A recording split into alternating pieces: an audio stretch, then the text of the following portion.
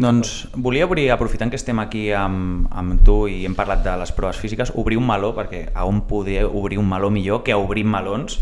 és sobre el tema de les proves físiques. Hem comentat per discapacitats, però també sé que, per exemple, a les dones se'ls demana una miqueta menys. Sí. Una miqueta menys. Llavors, és una mica saber quina és la vostra opinió al respecte, perquè jo tinc aquesta doble visió de que per una banda em sembla lògic, perquè en el sentit físic doncs,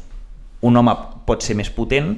però alhora, tenint en compte que són cossos de seguretat i que al final el que volem és tenir gent que ens protegeixi, sobretot per depèn de quina acció s'hagi de realitzar dintre del cos, ja sigui reduir a una persona, detenir un delinqüent i això, a vegades coses com la velocitat, la força, la resistència poden ser factors clau, o així ho penso jo, i llavors us volia plantejar si ho veieu just o si creieu que, independentment de ser un home o una dona o una persona que tingui algun tipus de discapacitat, hagi d'arribar a uns mínims per poder entrar.